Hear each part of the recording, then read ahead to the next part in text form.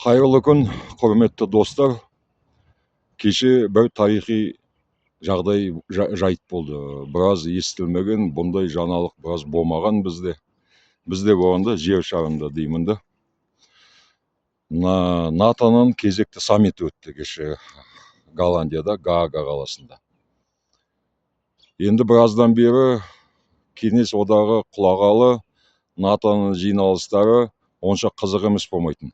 Сол бір нәрсені езгілеп, алға баспай, артқа шегінбей, осы соңғы жылдары жаңа мемлекеттерді тарапына қосқаны болмаса, Швеция, Финляндия, бірақ әйтеуір бір тақырыптан шықпайтын, бір шеңберден. Ал кеше алғашқы рет бұрынғы қалпына келмекші. Қазіргі НАТОға кіретін мемлекеттердің әскери бюджеттері 1,5-2% болса, сол кеше келісіп, сол әскери бюджеттерін 5%-ға дейін өсірмекші екен. Ол маңыздығы не ода? Айтайын. Кезінде Кеңес одағы құлағанда, оны құлатқан әрине санкциялар болды, Джексон, Вейник дейміз, анау-мынау, бірақ ең маңызды рөлді атқарған ол гонка вооружения деген болатын.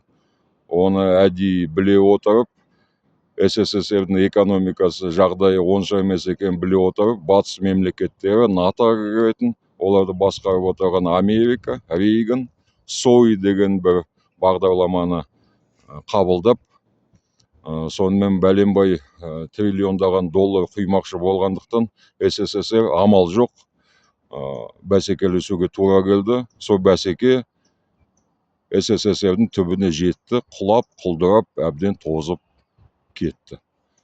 Өйткені санкция, шыдап, импортозамещение, өз тазиктеріне мініп жүрсе де, гонка вооружения мемлекетті міндеттейді өз әскери бюджетін өсіруге, ауыл экономиканы құлдырататын жағдай. Американың бір Калифорния ғана штаты бюджеті Ресейдің бюджетінен үлкен. Сондықтан бұл бәсекені Ресей көтере алмас. Әрине басқа нәрселерді айтты кеше. Ұлыбритания Ресейдің батыстағы тәркіленген ақшаларын алып, сол ақшамен Украинаға беретін әскери көмекті қаржыландырады екен. Ол да қызық. Енді Ресейді атқылатын оқ дәрі, зеңбірек снарядтары, зымырандар өз ақшасымен қаржыландырған, ол әрине өзі бір ирония, сарказм бар ішінде. Екінші кеше тағы да Зеленский батыс мемлекетте ПАСЕмен келісім шартқа кепті.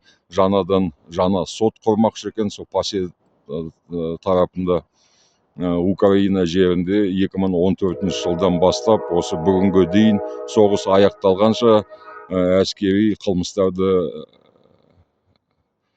тергеп сотқа апаратындай. Соған қарағанда бір 2-3 жылдан кейін Германияның Шпандау қаласында жаңа түрме ашылады. Оған кім отыратындар білесіз, енді оларды қазір дәл айтпай-ақ қояйық. Сол бүгінгі күннен Риббентроп солар. Сол мен содан шыдай алмай, осы бейне жазуға тура келді. Бөліскім келді. Өйткені кешеден бері көріп атырмын, оны айтпайды екен, күрсініп жүр екен. Америка Трамп Зеленскиймен кездесті, аса маңызды ештен айтқан жоқ, түсініксіз болды, жаңа санкция қабылданған жоқ деп. Бірақ мына НАТО мүшелері, НАТО жалпы өз әскери бюджеттерін 1,5-2%-дан 5%-ға өсіруі, ол бүкіл бүгінгі күнге қабылданған бәленбай пакет санкциялардан асып түседі. Әсері сондай. Ол әрине бізге жақсы. Аналар күшейіп, мыналар әлсіреп атқаны бізге жақсы. Біз мыналар әлсіремей тәуелсіздігімізге жете алмаймыз. Алдымызға қойған мақсатымызға жете алмаймыз, дамымаймыз. Енді оны бәріңіз менсіз-ақ білерсіз. Бұдан бізге енді одан басқа қатынасы қандай? Өнегелі бір үлгі алатын мәселе жайт бұл. Бізге де әскери бюджетімізді өсіруіміз керек. Оларға қарап НАТО 5%-ға өсірсе, мыналар қазір жанталасып олар да өсіреді. Біз де қазіргі бүгінгі өз әскери бюджетімізді көбейтіп, 5, одан астам 6-7%-ға дейін апарып, өз әскерімізге ақша аямай қаруландырып, санын көбейтуіміз керек. Жаңа техника алып, Батыс, Түркия, Қытай мемлекеттерінен. Өйткені бір заңдылық бар, кімнің әскері мықты, ол өз жерінде соғыспайды, оған агрессия жасамайды. Сол ағайын. Мына жаңағы гонка вооружения дегенім, бір мысал келтірейін. Орыс әдебиетінде екі жазушы бар, жұптас Ильф и Петров. Солардың бір шығармаларында бір кейіпкер бар тұғын. Эллочка, людоедочка деген. Күйеуі инженер Щукин, жалақысы 70 сом.